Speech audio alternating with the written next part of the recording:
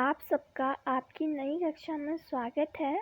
आज हम पढ़ेंगे सूर्यकांत त्रिपाठी निराला जी की कविता ध्वनि, जो कि आपकी पाठ्य पुस्तक की पहली कविता है।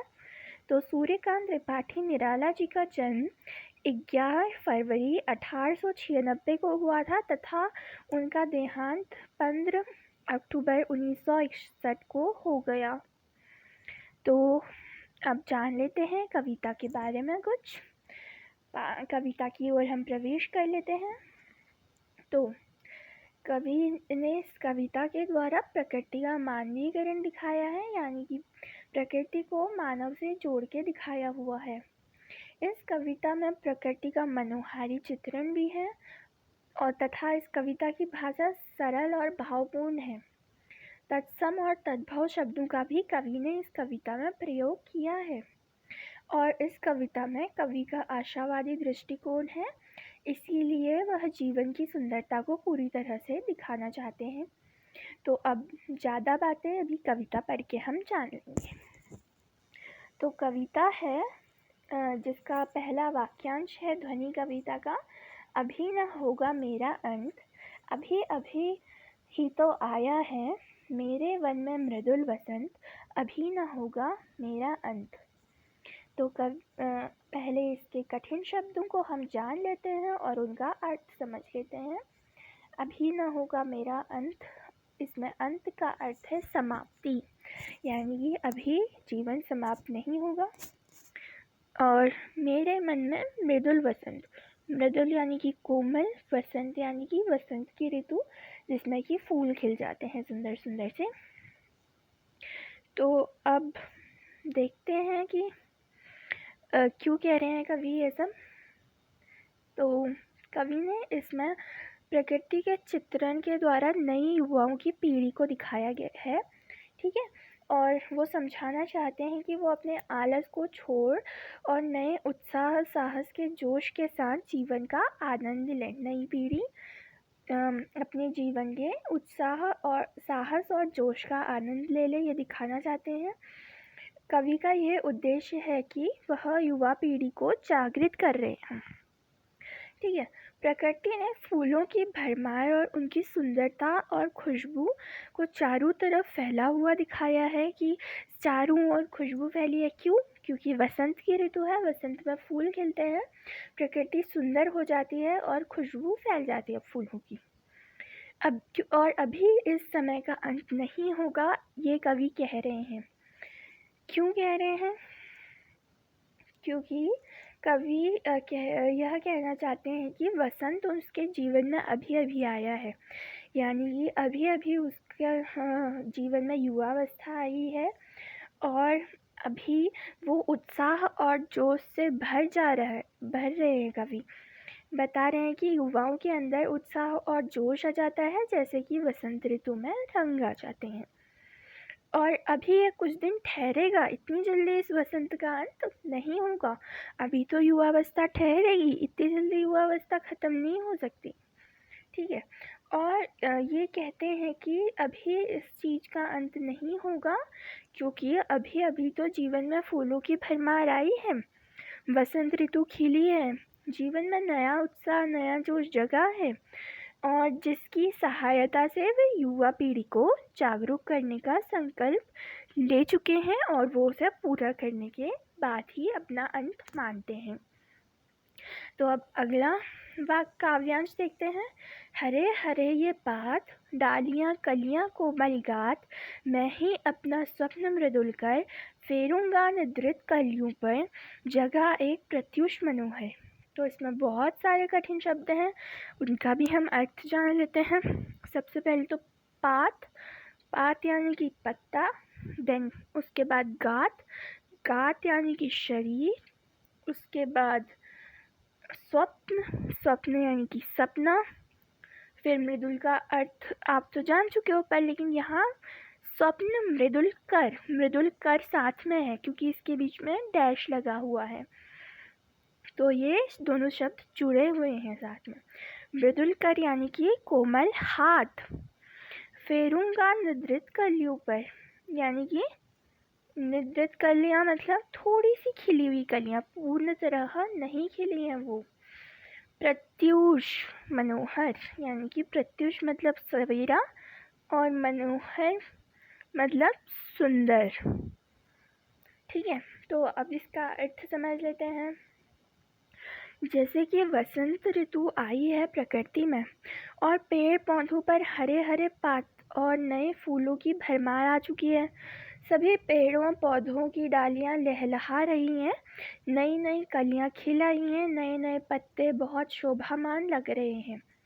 तो कवि कह रहे हैं कि यह मेरा सपना है जो कि युवा पीढ़ी को जागरूक करना है। मैं अपने कोमल हाथों से अपना सपना स्वयं साकार करना चाहता हूँ।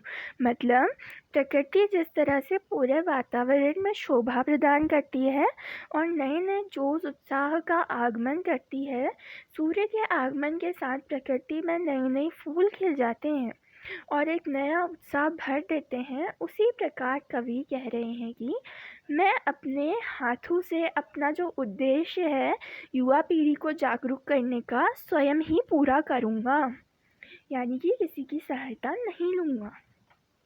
कवि यह भी कह रहे हैं कि जहाँ वो युवा पीढ़ी है जो असल से आलस से भरी हुई है, नींद में सोई हुई है, उन्हें जागरूक करना है, क्योंकि जो कलियां हैं वो सोई हुई हैं और उन्हें उठाना है। जागरूक करना है यानी कि कलियों को उठाना है, युवाओं को जागरूक कर लेना है।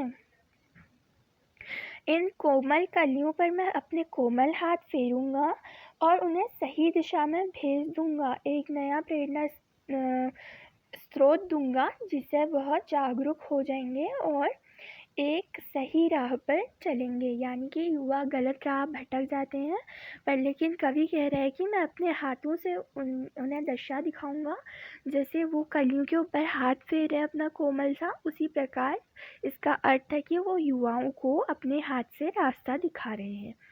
इस तरह से मैं इस जीवन में, पूरे संसार में, समाज में एक नए सुंदर सवेरे का आगमन करूँगा, जो कि मेरा उद्देश्य है।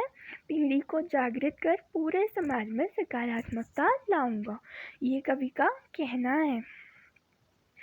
तो अब देख लेते हैं हम अपना अगला काव्यांश।